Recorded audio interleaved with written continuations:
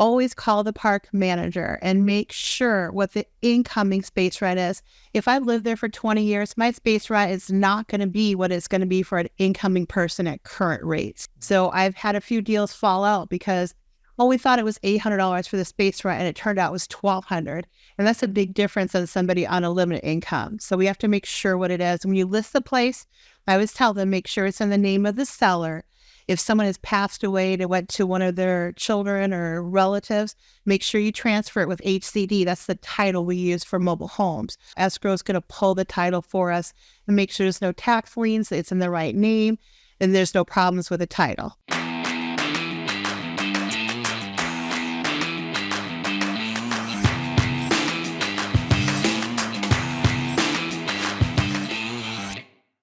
You're listening to the #1 real estate podcast in the world, where we talk with real estate professionals all across North America, but their wins, losses, lessons, stories help you win in your local market today. My name is Cody from Sheridan Street. I'm solo here. I'm not sure where Vikram is. We've already done 2 or 3 episodes today, but for some reason he might be caught up in a sales meeting. But we are going to rock and roll here regardless today. I have Kathy here with me, and really excited to jam today around loans, around home loans, around mobile home loans. And Kathy, why don't you give us like kind of a high-level overview of how you got into the industry, what you're up to now, how long you've been in the real estate? Kind of give us the Cold Notes version of what you're up to. Sure, absolutely. I graduated from San Diego State University in 1999, and a few months later, I got my real estate license. Later on, I got my broker's license. I've also sold real estate, and I've done regular loans, conventional, VA, FHA. About 12 years ago, I had an opportunity to learn how to do mobile home loans, where mostly we do is lease land. Although I can do mobile home loans in parks with land, I can do private land as well. There's going to be certain criteria I can and can't do, but I can typically do loans that other ones just can't because I don't require a permanent foundation. I can do a home that's been moved where other lenders, if it's been moved from the original site to a different site. For example, if you bought it in a park and you say, I don't want to pay space rent anymore, I'm going to buy a piece of land, move my home over there, which you can do, put it on a permanent foundation. Some lenders will not finance that. So when you're operating with like a real estate agent, like say, for example, a real estate agent out there has a client that is looking at essentially doing just that. Like, what is the process of how they kind of like find you? Like we've had loan officers on our podcast before, and like, how do you interact generally with real estate agents, and how can they find the information in their local market in order to help their clients at a high level? Well, as far as getting a hold of me, I have a Facebook page that is always, I'm active on. I go into a lot of different real estate groups and I post my information. As far as doing classes, I teach classes to realtors, the Realtor Association in San Diego, and the North County chapter of San Diego as well. I've been on several podcasts with different real estate agents. I've gone to their offices, teach the class, because a lot of people are seeing you move into a mobile home for different reasons. It could be it's a starter home, it's affordable, and it makes sense. It could be a second home somewhere where you just want something smaller. And we have a lot of seniors when all of their children grow up and they move out, they don't want a big yard, they don't want stairs. So they move into a mobile home that's more affordable and less yard kind of a thing. So there's always going to be a reason why they do that. I figure the realtors and real estate agents I work with are basically my partners. It's up to me to educate them and make sure they know everything that's going on. So I do send out emails maybe once a month, every 2 months, if anything has changed, so they know. I mean, for example, a long time ago, we could only do 1970 and newer. Now we can go back to 1960, where before we couldn't. And before it was 1970 to 1977, it had to be 35% down. Then it went down to 20% down payment. And now we can do 5% down. And that makes a huge difference. A lot of agents that call me said, I didn't think there were loans for mobile home loans. I thought they were cash. Of course, not true. Or they think it's 50% down. It's not either. Why do you think they have this? Why do you think they have the preconception that it is 50% down? And like, how do they, aside from getting a hold of you, like how can say for example, somebody's in in Florida and they're not in your local market, like how can they gather this type of information in order to help their clients make informed, intelligent decisions? Well, even if they're not in California and they don't come through me or one of my competitors, they're national for mobile home lenders. So I'm a broker. So I go to 4 different lenders. And 21st Mortgage is one of the biggest ones out there. Then there's Credit Human, Triad, and SunWest Mortgage. Now, they loan in almost all the states that, in the United States. So it's not difficult to get information. To answer your question about 50% down, I did some research to try to figure out why anyone would think that. Back in the day, it was 50% down in many cases, even if you had excellent credit. And now it's more mainstream to buy a mobile home and put 5% down. So when you, like, it's really interesting that, like, we always say that information is readily available, but it's not always super simple to find. It's not always super simple to find the right information because there's so much flawed information out there. That I'm curious, what are, like, when an agent is working with a lender, an agent is working with a client says to them, hey, like, we want to look into a mobile home. This is specifically what we're this seems like the right decision for us. Like, what are some things that agents can do in order to guide their clients in the right direction? Because often, like, maybe potentially they're coming to you first for the loan, but potentially they might be coming to the agent. Like, what are some things that agents should be considering that might not be super readily available information, or that they should be considering in order to get their clients the best possible deal at the price they want, the terms they want? Like, how are you advising agents in order to do this? Well, depending on their income is what they can spend on their housing. Now, some lenders are strict 31% for their front end, which is their principal, interest, taxes, insurance, and space rent or HOA. Back in 49%. I got one lender will use the whole thing. Let's say you have zero debt. There's a lot of older people that have zero debt. They just choose not to be in debt anymore. What they'll do is they can spend up to 49% of their income toward their housing if they don't have any back end debt. Now, one of the things I always tell real estate agents, be very, very careful about the space rent, because in the same park, you're going to have all different kinds of space rents. If you have a big corner lot, a triple wide house, your space rent is going to be bigger than a smaller lot is in the middle where it's not a corner, and let's say it's a single wide. The other problem I'm having with agents, and I try to tell them, always call the park manager and make sure what the incoming space rent is. If I've lived there for 20 years, my space rent is not going to be what it's going to be for an incoming person at current rates. So I've had a few deals fall out because, we thought it was $800 for the space rent, and it turned out it was $1,200. And that's a big difference on somebody on a limited income. So we have to make sure what it is. When you list the place, I always tell them, make sure it's in the name of the seller. If someone has passed away and it went to one of their children or relatives, make sure you transfer it with HCD. That's the title we use for mobile homes. We don't have regular title for real property. And we don't do double transfers for the most part for our lenders, which means they won't transfer it from the person who was deceased into the person who now is legal owner to the new buyer. They have to do that before they list it. Otherwise, you could be in escrow for 60 to 90 days because HCD might take a long time to transfer the first one over.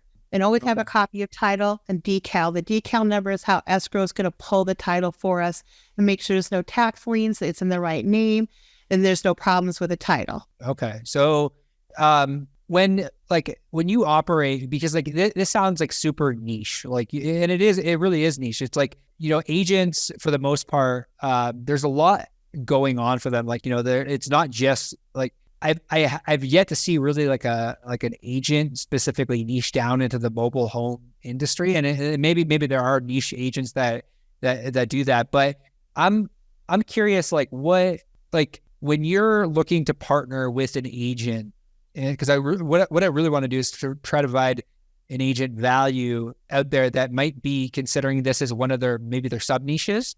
Like, what are you looking for in a real estate agent that can just maybe serve your clients at a high level? Well, I want to touch on something that you said, that with the real estate agents, it's not a niche market for them.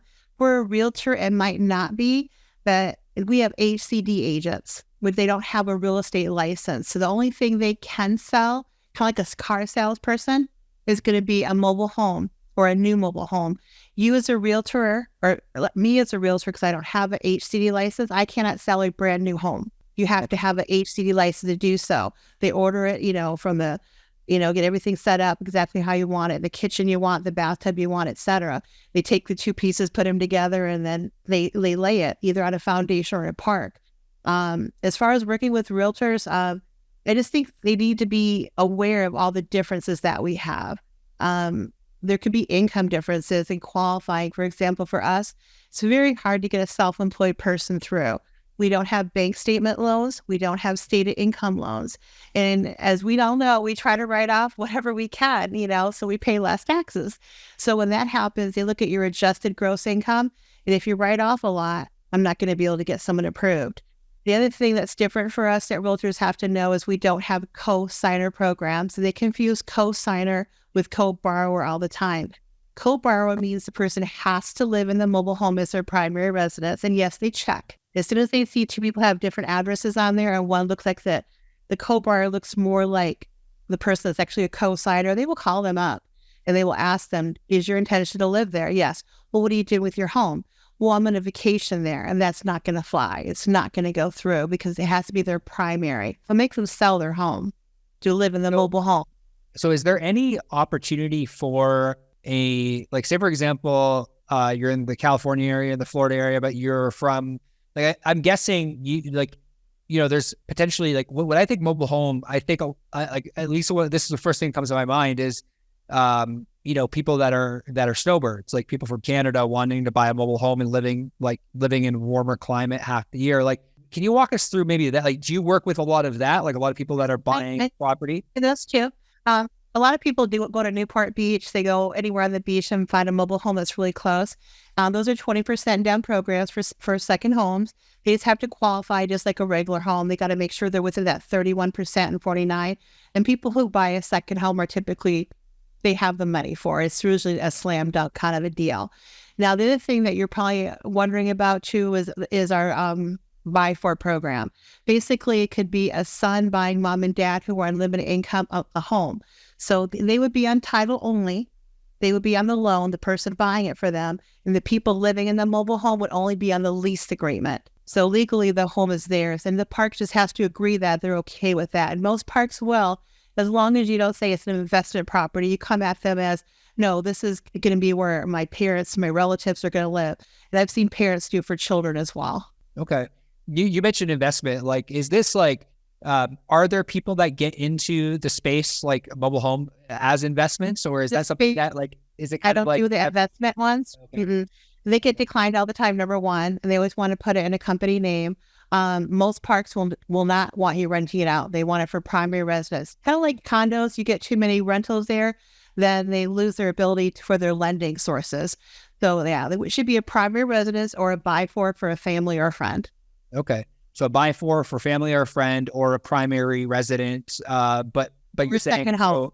Or a second home. So you're saying that the 20% down that people need, how would a realtor be able to guide, maybe they have a foreign, somebody foreign that wants to buy a second property? Because that's where I'm thinking most with a realtor. So do I still have to have a special designation in order to help that person buy that mobile home? Or is this because you mentioned it? As long as it's used, you can do it. As long as it's been titled, basically. Even if it's only been owned by someone for 6 months, if it's titled, you're good to go. A lot of parks will buy a park, take out the old homes, put new ones in, and they will own the mobile home. If it's titled in the name of the park, then you can sell it. But if it's not titled, we only have an MCO, and it's never been titled, then only an HCD person can sell it. Okay, so there's different designations based on different parks. And how would an agent go about finding this information on whether or not because are these mobile homes they're listed on the MLS? Maybe you can kind of give us. Sometimes they're not. A lot of times they're not. There is a website called mhvillage.com, and that's where the people go to put up their homes, or they put it on Facebook or a couple other places, but they can't put it on the MLS if they don't have a realtor license. If they're not part of our association, they can't go there. So I have a lot of realtors calling me saying, my client keeps on finding all these homes on this website, and I don't see them on the MLS. And I had to explain to them why they're not on the MLS, because they're not licensed, so they can't put them up. Now, I've seen some bigger mobile home HCD dealers where they will have at least one broker that has a real estate license, so they can put them on both. Okay, very interesting. And like, how do you advise those types of agents that are, that might have a client that is looking at all these different properties and they're not available on the MLS? How are they finding opportunities in order to go see the property? Can you maybe walk an agent that's brand new through that? It's like, I have they raise their hand and be like, I have an agent. I have a buyer that wants to buy this type of property. How do I get them to go see the property? Like, can you walk us through that? This is going to be a little unusual because you haven't heard us before, but the HC people don't always work very nicely with our realtors. So what they end up doing is either saying, I'll give you $500, give me your client. They write the purchase agreement. They give them something to write up saying they're going to get a referral fee for $500, $1,000. I've seen it as high as $1,500, but typically they take over the client and you're done with the client at that point. They will just write it up on their own. And they don't have the PA that we have. We don't have that big, purchase agreement. That's how many pages is it now? It's like at least 15 or more, right? Yeah. They have a 1 page, sometimes 2, and they just handwrite them. They just put on the address of it, the serial numbers, the year of the home, the make of the home, and the length and the width. And all they have to do is sign it. There's not all that protection that we have in that agreement. So it's different. So and is that for every mobile home, or is that like just certain mobile homes? Like, is there? It depends on the dealer that you're working with. I mean, some of them will give you $2,000. Let's say they listed it for $4,000 flat fee, which happens a lot. They don't do a percentage all the time, so they'll give you half of it. But a lot of times they'll give you $500 and they'll keep $3,500, and that makes the realtors upset because they'll go back on the MLS and tell the realtor, well, you just offered 3%, so I'm gonna take your 3%. But if you come get my house, going to give you $500. So I see a lot of that. Yeah. Okay. So, and how because you say you speak with a lot of realtors, like, how do you advise them in dealing with, because obviously like the whole idea here is like, how do we help real estate agents like navigate this space, like with a client, like where they want to freely like work with somebody, like, do they have to do any work? Like, say, for example, I'm a realtor and I hand them over to, you call them the HDA? Yeah, it's called HCD agent. That's what their license says to sell a mobile home. Okay. So if I flip somebody over to that person to have a conversation, like, what is that? Like, how do I make sure I'm getting taken care of as a real estate agent? They're going to write up a form basically saying how much they're going to pay you, and it goes to escrow. You're going to sign, your broker's going to sign it, their broker's going to sign it, and then it goes to escrow. So when it closes, the check will be written out directly to your broker. Okay, so it's like a standard referral rate. It's like a standard one. It's just the fee's a lot less. I mean, you're getting at less money. I mean, it's up to you. I've had people that were good talkers and now I'm not working for less than $1,500. You either give me $1,500 for me referring my client to you, or I'm going to take them somewhere else, and they have. So I've seen all kind of commissions. Okay, got it. Now, if somebody were to want to reach out to you and say, for example, like, they're in the California area, or maybe they're not in the California area, maybe they're just they want a source of knowledge. Like, where's the, like, kind of closing out here? Like, where is the best place that we can send them to reach out to you to have a conversation to learn a little bit more about like mobile home loans and just being able to drive as much possible value as they can back to their client? Sure. They can call me at 1-800-520-3191, or they can email me, the Kathy Mobile Home Loans for You at gmail.com, or they can Google Mobile Home Loans for You on Facebook. And I have a lot of videos on there from past classes, past seminars.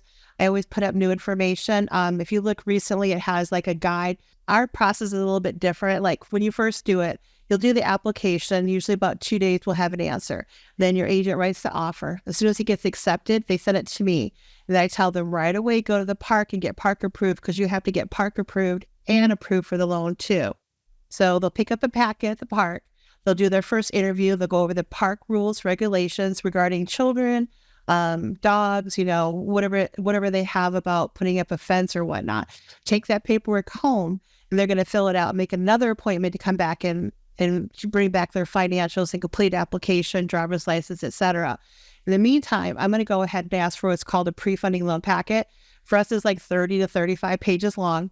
And I always tell people when I send it to them, what I want you to do is print this, call me, we'll chit chat for 20, 25 minutes. I will show you where to sign, what the page means, where to date it, and then go over what they have to send in. For us, it'll be driver's license in color, social security card in color, last 3 months bank statements, last 30 days in pay stubs. And then I ask them to get me a good email address or fax number for their employer to send out the VOE. And then, of course, I contact escrow, give them all the lender's fees, and then they have to. So there's 4 things for them. They do real estate paperwork with you guys, the agents. They do loan paperwork with me, paperwork with the park, and then escrow paperwork. So there's a little bit more paperwork to buy a mobile home. And you would think there'd be less, but there's not. There's more. They usually take 30 to 40 days to close on average right about now. Summertime, it could be a little bit longer depending on how backed up we are. And I let them know that ahead of time. It's going to take longer. If it's land and home, the division for that is very small for mobile home lenders. It's going to be a 60-day escrow. I've closed a couple in 45 days, but those are few and far between. They're a lot more. Their paperwork is more. You have to issue a CD, where we don't do CDs for mobile home loans if they're leased land, and we don't record. So let's say the wire comes in between 1 and 3 today. We close same day. We don't have to record anywhere because there's no recording. It's personal property each channel. Kathy, you are a wealth of knowledge. I'm sure anyone listening back that is looking to advise their clients to buy a mobile home, highly encourage you to reach out. I want to just say thank you, Kathy, today for joining us on the RE Agent podcast. Really do appreciate your wealth of knowledge around what you do in the home loan space. So I want to say thank you, and I want to say thank you for tuning into another episode of the RE Agent podcast, the #1 real estate podcast in the world. We'll see you soon.